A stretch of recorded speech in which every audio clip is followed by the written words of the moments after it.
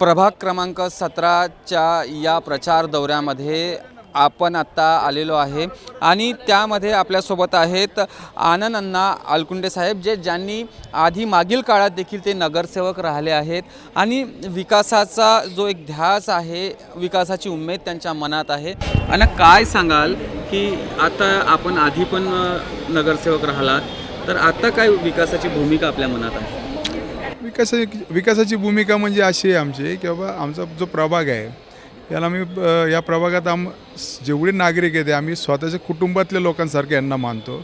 त्यामुळे यांचा विकास झाला तरच आमचा विकास होणार आहे ना। आम्हाला पुन्हा 5 पंचवर्ष शिक्षणानंतर यांच्या दारात यायचंच आहे।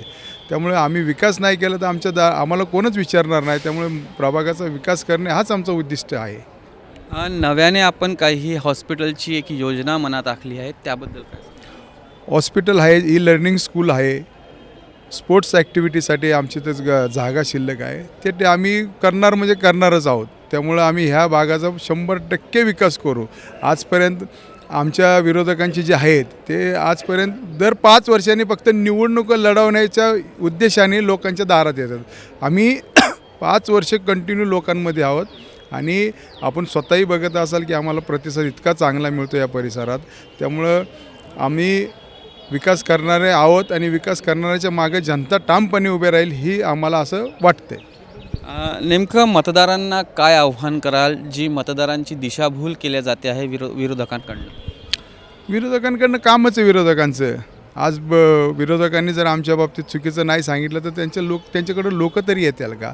आज आपण स्वतःही बघत असेल की गेले 4 वर्ष पुणे महानगरपालिकेवर प्रशासक होतं, त्यावेळेस यांच्या ताब्यातच सत्ता होती ना। मग यांनी का कामं नाही केली? मग यांनी आमच्या बाबतीत दिशाभूल करण्यापेक्षा 4 वर्षात यांनी एखाद्याचं तर रेशनिंग कार्ड तरी काढून दिलं की तेवढं विचारा।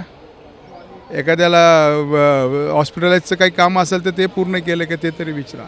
आम्ही त्यांना कोणाला नावं नाही ठेवत, आम्ही फक्त कामं करणार आहोत आणि कामं करणाऱ्याच्या मागे जनता नेहमी उभी राहते हे आम्हाला माहिती आहे। नक्कीच मतदारांना येत्या 15 तारखेसाठी निवडणूक आहे, तर काय आव्हान कराल मतदारांना? मतदार बंधू भगिनींना मी एवढंच आव्हान करू इच्छितो की बाबा आपला जो टक्का कमी होतो मतदाराचा तो वाढला पाहिजे आणि तो मतदार टक्का वाढून म्हणजे राष्ट्रवादी काँग्रेसचे जे 4 उमेदवार आहेत त्यांना विजय करावा हीच मी आपल्या मतदारांना विनंती करू इच्छितो। नक्कीच विरोधकांवर टीका करण्यापेक्षा जर विकास करण्यात आपण तितका वेळ घालवला तर नक्कीच मात्र आपल्याकडे मतदारांचा कौल जरा जास्त राहील। आपणाशी आत्ताच आनंद अण्णा अलकुंडे बोलताना बोलले आहे। नवनवीन घडामोडी पाहण्यासाठी स्टार महाराष्ट्र न्यूजला सबस्क्राइब करा आणि ताज्या बातम्यांचे अपडेट मिळवण्यासाठी बेल आयकॉनला प्रेस करा आणि परिपूर्ण बातमी बरोबर रहा, इतरांपेक्षा एक पाऊल पुढे।